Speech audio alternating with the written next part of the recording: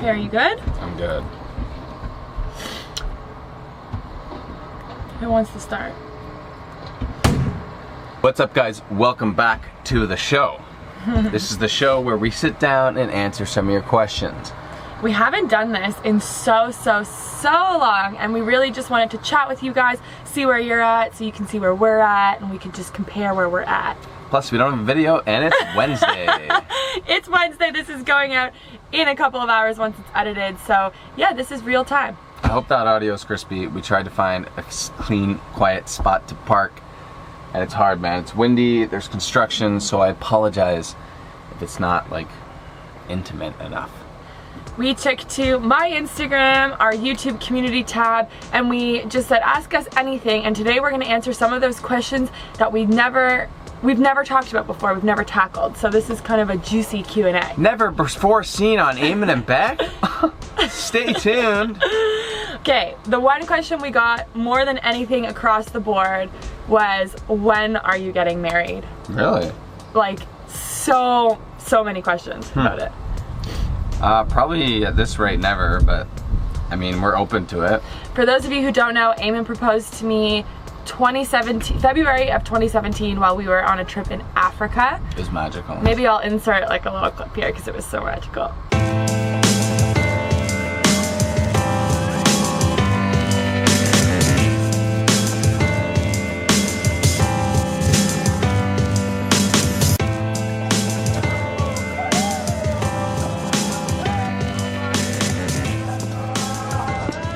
So we've been engaged for a year and a half, almost 2 years, and we've come close. We've found a venue which was basically a cottage weekend away for everyone. It's kind of a mix between the getaway, not elopement, but the getaway destination, that's the word I'm looking for, the destination wedding we thought we'd probably always have, and a local enough wedding that everyone can come. But then it was booked before we could book it, and then we just kind of said again, what's the rush? Kristen _M22 asks, how do you not get on each other's nerves being in a small space and working together? The answer is, we do get on each other's nerves, like right now. Eamon's doing this silly fasting thing and he's not eating, and it's driving me insane because he's so hangry. Intermittent fasting. Thanks, Trent and Allie, for suggesting that Eamon fast, because he's a real treat. Only eat for 8 hours of the day. Anyways, to be honest, you and I are really good, and I think we've grown a lot together in 6 years together at just acknowledging what's bothering us, biting the bullet, and kind of apologizing and then moving on. What do you think? As much as she pisses me off, I know that she's the one I want to be the mother of my kids. So I just and the one pissing you off for the rest of your life? Yeah. But really, we love each other. I think for me, it took me a while, not a while, but like really sink home the fact that you can't change someone and you need to love them for who they are. And there's things that, you know, no one's perfect. I'm just saying no one's perfect, and the moment you realize that you need to love them for who they are, wholeheartedly, and yeah. Was that bad? No, it's the truth, I guess. It's the truth, dude. There's not you don't love everything about me. No. That you put up with me. Yeah.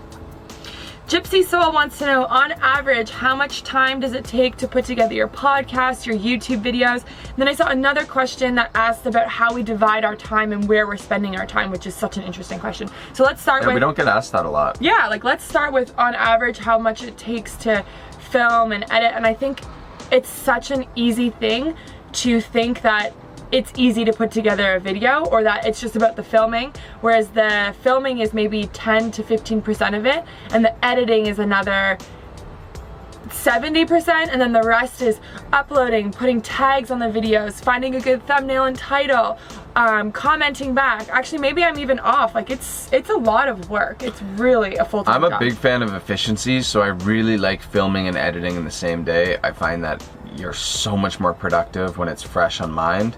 My least favorite videos are ones where I need to dig back for old footage and insert clips. And I do those more. I can't stand doing that. I find it so tedious. But yeah, the content I like to create is just fun, quick, you know, shoot, edit, upload, repeat, shoot, edit, upload, and I like to just keep it snappy and fresh. But still, they're asking how much time it takes, so. Yeah, so I mean, we'll shoot anywhere from, you know, when I go to put it in, I mean, you'll shoot all day. I'll have it probably about an hour, hour and a half to 2 hours of footage when it actually is imported. And then editing can take 2 to 4 hours. And then Sometimes Becca spends longer. like another 2 hours on the whole upload process, thumbnail. We're trying to spend a little bit more time with thumbnails because YouTube, Loves thumbnails. it's just all about thumbnail and title, Yeah. and we want our videos to do well. So unfortunately, that means a little bit of clickbait gets played into it. But we don't see clickbait as a bad thing. A lot of people online in the comments rip us up for, not too bad, but I wouldn't say anybody rips us up.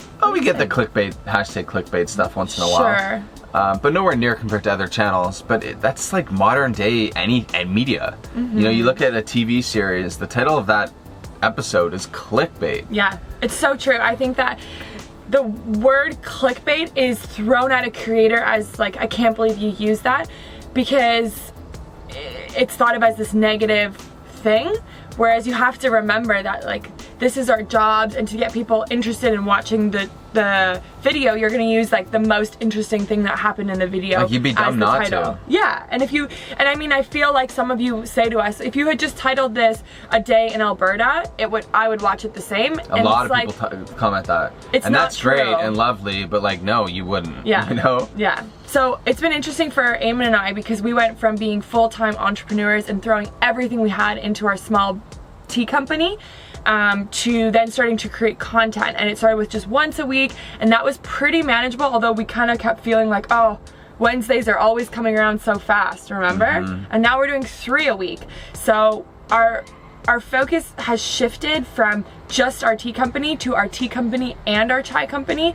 And to be honest, we haven't found the perfect balance of it yet. We're just kind of always working. It feels like we're always working, because there's no time to turn it off. As far as podcast goes, we're really liking the platform and the process. If you haven't already, check out our podcast. It's called Reroute with Eamon and Beck. It's wherever you get your podcasts. Yeah, it's doing really well, and it's a super easy medium to record and edit. Like, we literally just sit down. It's very casual and conversational. So we sit down, sometimes just us or sometimes with guests, and just shoot the shit and talk to people. And I usually love to just like review it. I'll put in some of the theme music that we had designed for us, and then just upload. So I like to keep it really raw. I like those awkward pauses and stuff like that. It makes it feel really natural for the audience.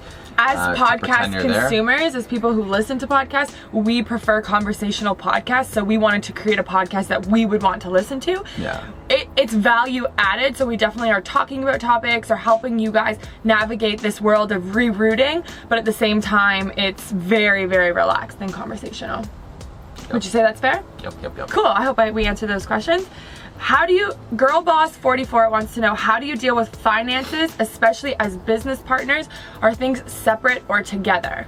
I think we've been on such a journey I think every couple is on a journey with money, and I think money is the one, or maybe of the things that kind of rips apart a relationship. I feel like money would be very high on the list. I could be wrong, but. Definitely. I mean, we look at friends of ours that still have separate accounts, and we're just mind blown. Like, you know, someone will say like, hey, you owe me $40 for dinner last night. It's like, whoa.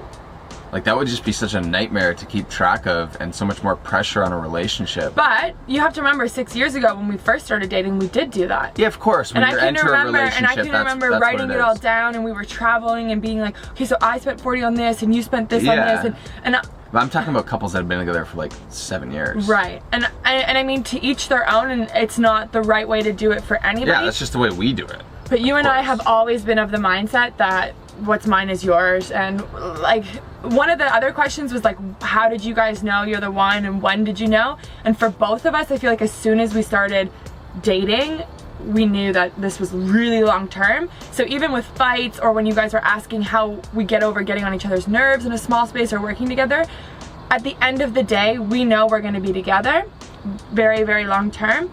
So what's the point of letting that one little thing that was bothering me get in the way of like this lifetime of happiness kind of thing?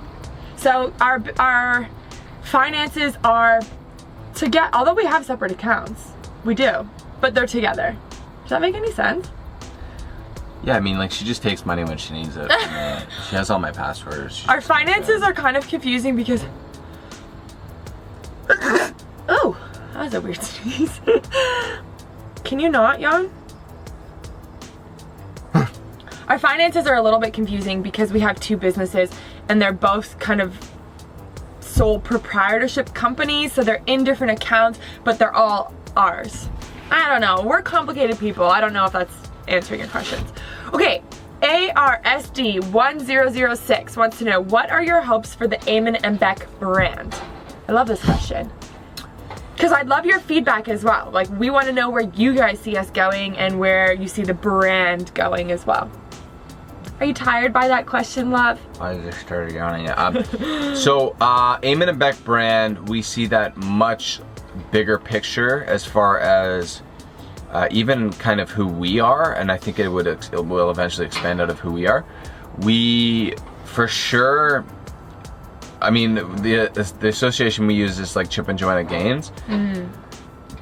As much as they have like a Magnolia Farms and stuff, if you guys don't know who they are, you should check them out. They're awesome. They're like an HGTV couple and they're really funny and cute. Which, you know, we're not that funny, not that cute, but we're working on it. And they have all these different avenues and businesses within Chip and Joanna or Magnolia. So I think that's what we find really exciting, especially someone with ADD, is like new business, new business, new business. So they have like a restaurant, they have these silos, they have a shop, they have you know, obviously their show. So I think that's what I see for us, is like YouTube, the podcast. I would love to eventually have a restaurant, not necessarily to rely on for an income, and but as a to place be there and every a day. Space for people to come. But a gathering place, right? Yeah. If you guys are coming through Toronto, you're like, oh, I want to check out their restaurant. You come by and maybe meet us. Yeah. Really great vegan food, and we also want to do like a, you know, approved by Eamon and Beck store. So to expand, obviously Chaiwala will be part of that, but then to have, you know, a store that you can log on and everything's been vetted by us. So the background of the company is sustainably sourced, I think that's vegan. Yeah, a lot of my passion lies in supporting and helping our small business friends. So because we had this tea company for 3 years, we went to so many farmers markets and flea markets and one-of-a-kind shows that everything is handmade and made with so much love. That we want to help all of our friends who have great companies and are doing great things, like sustainable jewelry or all that kind of stuff. And we want to give them the platform to share their stories. So this is big picture, of course, but that's kind of where we see ourselves. Coming soon. Yes. Should we change the battery? Yes. Okay, this is a really juicy one. Beckaboo. P.S. Beckaboo, I know who you are and you're awesome and you've supported our tea company and I appreciate you, so thank you. It's Beckaboo 330. Sorry, 030. 0330. Yeah. Beckaboo wants to know what you were like as kids/teenagers. Juicy. Juicy. What do you guys think we were like as kids/teenagers? Because you probably nailed it on the head. I was a really good student. I was a really good student. I loved school. I loved going to dance after school. I had a really good group of friends. I was probably more of like a keener than anything, but I was also not, I don't know how to describe myself. That's how I would describe myself. And you? I wouldn't have been friends with Beck. Yeah, we wouldn't have been friends. I was not challenged enough. I was very curious. I love to get up to mischief and push the boundaries. And then you guys can fill in the blanks with all the other good stuff. As you get older, in the teen years, what happens with those kids? Yes, exactly. Beck moved on to bigger, better things. I slid down a little bit of a slope, but always had a really good foundation from my family and kind of knew in the back of my head, like no matter what I get up to, you know, when I'm an adult, I had this thing like, you know, I'm not gonna smoke cigarettes when I'm 20, or I'm gonna change my life when I'm 20, and I did. It's really interesting, like your tattoo, for example, is really meaningful in all of that for you. Yeah. So Eamon was a bit of a troubled kid, but he had this idea that when he turned 19, he would become a man and he would stop all of those things that are bad habits and change his social circles so that he was on the right track, and you did all of that, which I respect so much. That's the biggest thing. It's not like, okay, I'm gonna stop doing drugs and partying. It's like, okay, I'm going to tell all those people to Yeah. get out of my life Yeah. and make new friends. That's the hardest part. Sure. Because you'll never stop smoking and doing that stuff if you don't change out who you're hanging out with. It's all about who you're hanging out with. It's so true. I respect you a lot for doing that, buddy. Thanks, buddy. Okay. Will Eamon ever cut his hair? Yeah. Or for your wedding? That was a question too. Yeah, I always thought I would. You know, if we like got a last minute destination next week, I probably wouldn't. I'm still digging the flow. But yes, I will cut my hair. Do you guys think Eamon looks good with long hair, or would you prefer it with short hair? Pull right here. Pull! Maybe I'll let that decide. Keep the flow, lose the flow. You're gonna let that decide? If people say lose the flow, you're gonna cut your hair? No, I probably won't. Oh, you should have said yeah. That would be funny. Okay. Aaron Corrigan official wants to know, after watching Bruce, do you guys want a dog sometime soon? This was a question that we got quite a bit as well. Very much so. The answer is 100% yes. We realized so many things with Bruce, one of them being how much happier and fulfilled I'm sorry, that makes us sound like we're not happy now. No, but but having it a does dog add. was so awesome. It was Yeah. so much work, but we loved having Without Bruce being with busy us. anyway, so like our lives are so busy, like what's taking care of an animal? Yeah, It just makes it that much busier, of course. And I mean, I think we knew a lot of the, things that we'd find out by babysitting. yeah. Yeah. But I don't think we knew how much we would love it more. Yeah. Especially Bruce is such a great dog. And the thing is, the reason we haven't adopted a dog yet is because our lives are very different. Oh, I don't think I put this on here, but this is a really interesting question I got. Do you guys feel yourselves getting stuck in city mode when you're here? I think that's such an interesting segue into why we don't have a dog. It's because when we're in the city, we spend so much time in our office, and our office is a certified kitchen, so we can't have animals and pets inside. So it makes it really difficult when we're putting in a long work day that we're comfortable with to have the dog sitting in the van all day, especially for training it and all that kind of stuff. We're a bit more apprehensive about jumping in now when we're back in the city. So I definitely think we slip into city mode, which is lots of time in the office, going to the gym, kind of just routine life. Yeah, and I think the next step for us is hopefully we have a great year this year, is to move to a bigger space. So probably outside of the city, we can't afford anything in Toronto. Yeah. And getting a facility that is, you know, a closed off kitchen and then more of like a living office space where the dog could be. And that would be the game changer that we would need, because then if we're working, the dog can hang out with us. Yeah, I always picture us to, if and when we have employees and a community of staff, I would love to have like a space where we can do yoga in the morning together, and it's bring your dogs to work, of course. And so if I envision that, we can't have that in the space that we have right now, so Yeah. yeah. Toronto meetup. Let's do it. Should we do a Toronto meetup? Let's do it. Let's announce it right now. What's the weather on Saturday? Expect She cloudy knows it's skies in Toronto. Toronto Saturday. Saturday. The high will be 9 degrees and the low 9. will be 5. If we have enough people say they want to come to the Toronto meetup, we will organize it for Saturday, this Saturday. We'll find a spot. Is that crazy? No. No. Okay. This is how spur of the moment Eamon and I are. This is just how we roll. Do a hashtag Toronto meetup in the comments. TO meetup. If TO meetup? Or Toronto. You're complicating it, because I need to be Trying to able make to it search easier. it. Hashtag Toronto meetup, and I will see how many there are, and I'll post in the community and on our Instagram, so make sure you're following us on Instagram, some details. If- Wow, that'll be fun! If 50 people write TO meetup, we'll do it. I'm not gonna lie, I get nervous for meetups. I think you guys think that you're nervous when you meet us, but trust me, I think or at least I am even more nervous. I love it. Yeah, I know. I love you. meeting you guys. I know. You guys Oh, are I love usually meeting awesome. them. No, I know. Hey. I'm not saying you don't. That's I'm not what I just mean. saying. Okay, keeping up with kimchi wants to know how to convince your partner to do van life. I like that name. It's Keeping fun. up with kimchi? First of all, we want to incorporate more kimchi into our diets, don't we? So that's a good one. Yeah? What was the question? How do you convince your partner to do van life? You don't. I agree. 100%. Van life is something you need to be deep down super stoked about and realistic about. You can't just pitch it like, oh man, it's gonna be awesome, look at these Instagram photos, because Yeah. it's not. They need to be adventurous, they need to love camping, they need to love just the everyday adventure. Like I love going up to strangers and being like, hey, can I use your water? And sparking conversation. Like I love that, and that's such a big part of van life. Yeah. So if you really want to do it and they really don't, I don't know what to say to that. How do you work through that? You can't I think do we were it. fortunate because you were definitely the driver to pursue van life, but I was very much on board. Yeah, it doesn't mean that they can't be convinced, but you can't convince them. Like, that doesn't make any sense. I just think you have to be really respectful of what they're saying, because if they're telling you that they don't want to do it for this, this, and this, those things are only amplified when you're actually in the van. But it could be that that person just has a pre-recorded idea of what van life will be like, and that's why they're saying no. So maybe like renting a rig for, you know, a month might be a good option, and then they suss it out. That's a good idea. I don't know. It's That's hard. a great idea. I like that.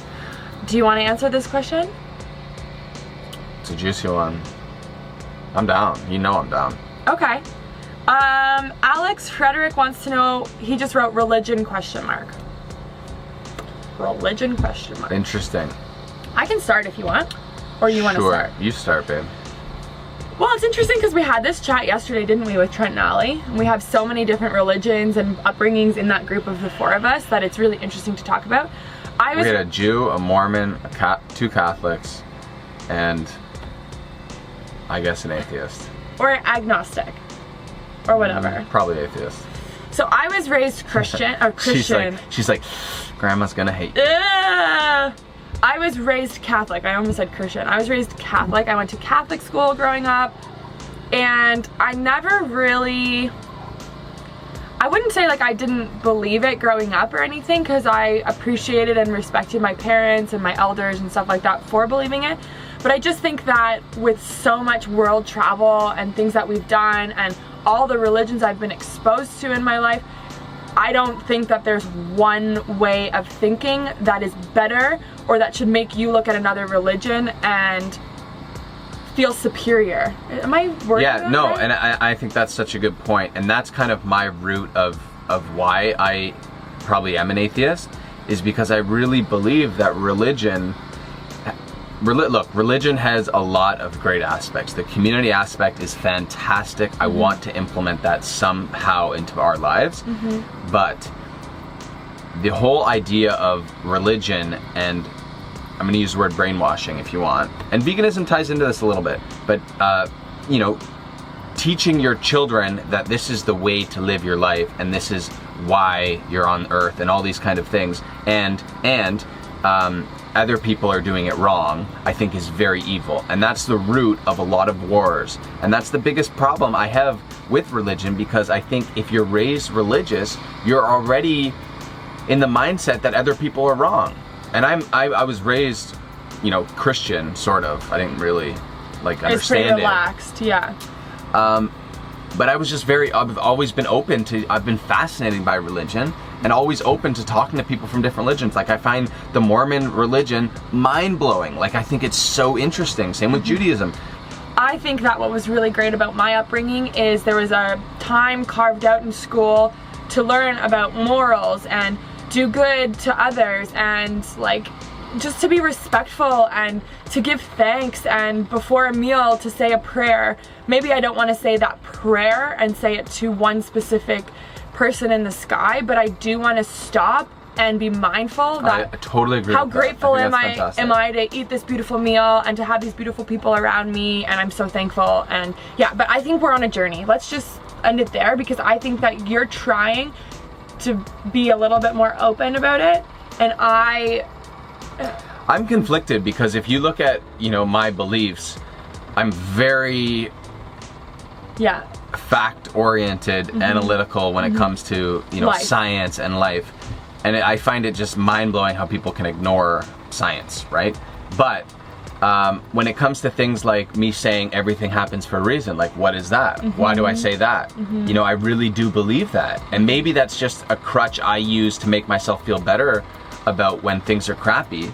But hey, if I'm gonna use that, that makes me a better person. And Trent actually brought up a really good point where it's like, well, that's all religion is. It's mind over It's a matter. mind over matter concept. And if people need this to make themselves a better person, then that's great. I just think that if people need something to make themselves a better person, to make them feel like they're right and other people are wrong, I don't agree with that. So religion is juicy. I'm super fascinated about it. I love talking about it. Yeah, you do. Christian and Aubrey have really interesting upbringing and a lot to say on this topic, and our podcast was super popular with them, so if you haven't listened to that, jump over there. They'll be here in a couple weeks, and we're gonna do another podcast all about religion. Says Aemon right now. Yeah. So look, hold on, Yeah. before we go on, Yeah. I'm sorry if I offended people. I'm very direct. Yes. And I respect you for your choices. This is just my opinion. And if you come to one of our meetups, like, let's talk about it. I'm super down.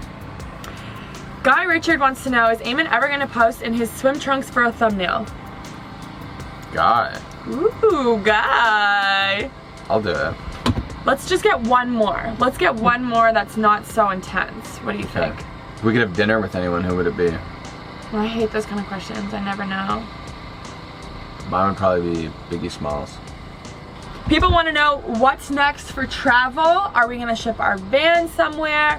When are we gonna go on a big trip with the millennials? Like, what is going down? What is going down with us, Boo? Right now, we are doing this show in Toronto. It's called a One of a Kind show. You guys should come. It's crazy. 11 days here in Toronto. So we are strapped, buttoned down for that. After Until that, the new year, really. yeah, That then goes it's Christmas. November Then to our December, and then Christmas and everything. Although I think after the show, we should take a week break and drive to like Florida or something, just to so be yeah, fun. we might do that. And then I think we're going to go to Baja for like the new year, like at least maybe a month or two. Just Baja, probably. Well, it would probably be like drive across the states. Yeah, California. Go of to course. California, do all that for even a month, and then Baja for a month or two. That'd be pretty cool. We've never been to California. Yeah. Excuse me. And then, who knows? Loose plans we've talked about. We'd like to move the office.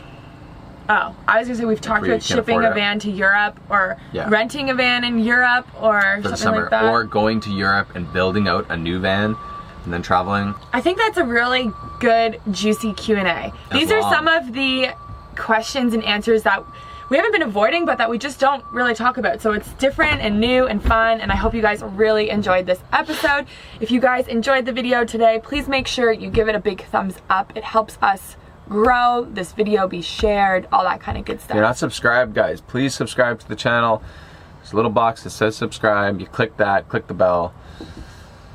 We'd appreciate it. If you guys have any outstanding questions you want us to answer, or if there's a video idea that you'd like to see us dedicate an entire 10-12 minutes to, leave it in the comments below and we will put it on the list, Wow. as I always say. Cool. Okay.